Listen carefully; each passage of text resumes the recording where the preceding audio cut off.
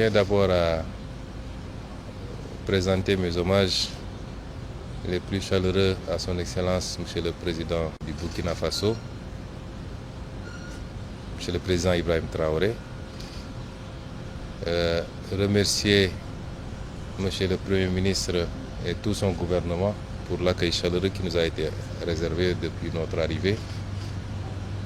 Lui transmettre les salutations de tout le peuple sénégalais, à la tête duquel son Excellence Monsieur le Président Bassirou Diomaye Diakhar Faye,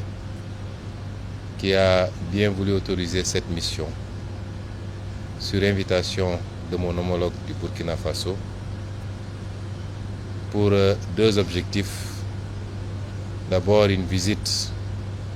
pour participer à la célébration d'un grand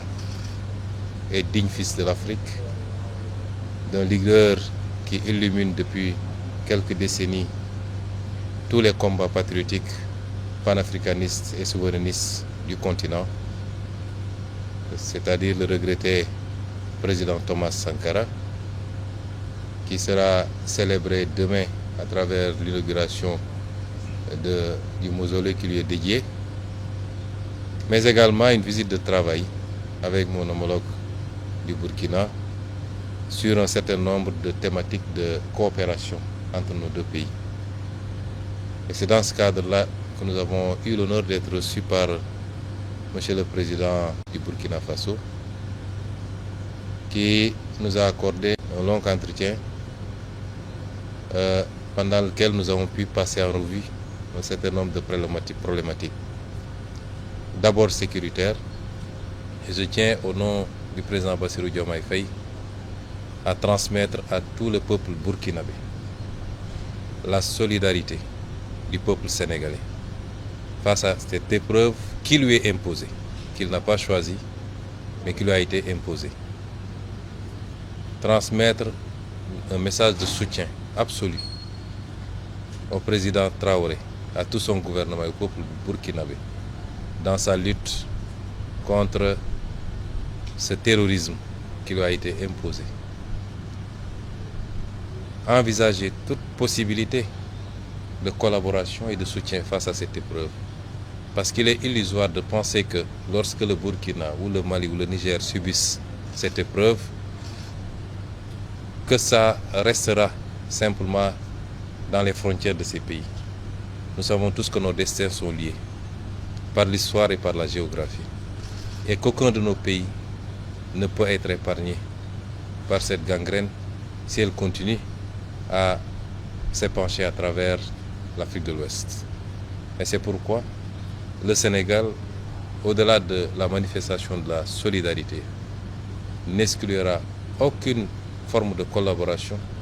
pour soutenir nos frères dans cette épreuve. Dans le cadre bilatéral également, envisager la poursuite de cette collaboration qui est très riche déjà d'une vingtaine d'accords entre nos deux pays, mais une vingtaine d'autres accords qui sont aujourd'hui en cours de discussion et qu'il faudrait rapidement finaliser pour pouvoir renforcer la collaboration bilatérale, mais également la collaboration multilatérale